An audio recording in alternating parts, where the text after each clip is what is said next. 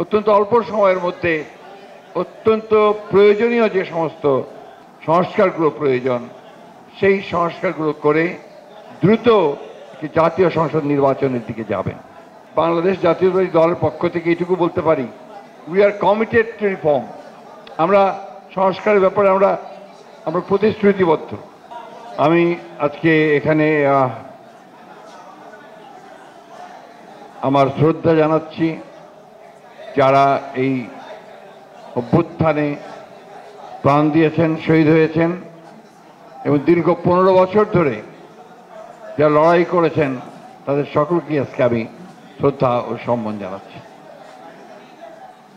Jamuna electronics ঈদে double খুশি offer season 3, যে কোনো পণ্য কিনলেই পাচ্ছেন নিশ্চিত ঈদ উপহার। আমাদের সাংবাদিক ভাইদেরকে ধন্যবাদ জানাতে চাই যে অনেক প্রতিকূলতার মধ্যেও তারা কিন্তু তাদের যে সত্য কথা সে কথাগুলো বলার তারা চেষ্টা করেছেন। অনেকে এই জন্য নিগৃহীত হয়েছেন, কেউ হতাহত হয়েছেন, কেউ শহীদ হয়েছেন, তাকে মেরেও ফেলা হয়েছে। একটা ভয়াবহ একটা দানবীয় একটা পরিবেশ থেকে আমরা বেরিয়ে এসেছি। আজকে সেইখানে আমাদেরকে একটু ধৈর্য ধারণ করতে হবে। আমরা পত্রিকার পাতা খুললেই আমরা একটু বিচলিত হয়ে পড়ি যে আবার সেই দেখা যাচ্ছে যে হত্যা, খুন, জখম, ধর্ষণ এগুলো এমন একটা জায়গায় চলে যাচ্ছে যে জায়গাগুলো আমাদের সকলকে অত্যন্ত পীড়িত করছে। অন্যদিকে আমরা দেখছি যে ইয়াং জেনারেশন, বিশেষ করে ছাত্ররা, তারা অসহিষ্ণু হয়ে উঠছে। আবার দেখছি আপনার যে বিভিন্ন যে প্রতিষ্ঠানগুলো আছে, অর্গানাইজেশন আছে, তাদের কর্মীরা তারাও আপনার তাদের দাবি দাওয়া নিয়ে রাস্তায় বেরিয়ে আসছে। মনে হয় যে এটা আমাদের সকলেরই এ ব্যাপারে অত্যন্ত আপনার একটু পেশেন্স, ধৈর্য ধরা প্রয়োজন আছে। আমরা এখন যেটা চাইছি, অত্যন্ত আন্তরিকভাবে চাই আমরা যেটা, যে সরকার, প্রফেসর ইউনূসের সরকার, আমরা সবাই মিলেই তাকে দায়িত্ব দিয়েছি। তিনি অতি অল্প সময়ের মধ্যে, আমরা যেটা বারবার করে বলছি, অত্যন্ত অল্প সময়ের মধ্যে অত্যন্ত প্রয়োজনীয় যে সমস্ত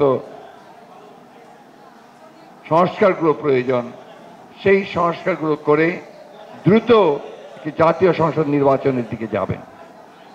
কারণ আমরা যেটা লক্ষ্য করেছি অতীত অভিজ্ঞতা থেকে, যে যত দেরি হবে তত বেশি আবার এই বাংলাদেশের পক্ষের যে শক্তি, সেই শক্তিকে পরাজিত করবার জন্য এর বিরুদ্ধে শক্তি অর্থাৎ ফ্যাসিস্ট শক্তিরা আবার মাথা চালা দিয়ে উঠতে শুরু করেছে ইতিমধ্যে।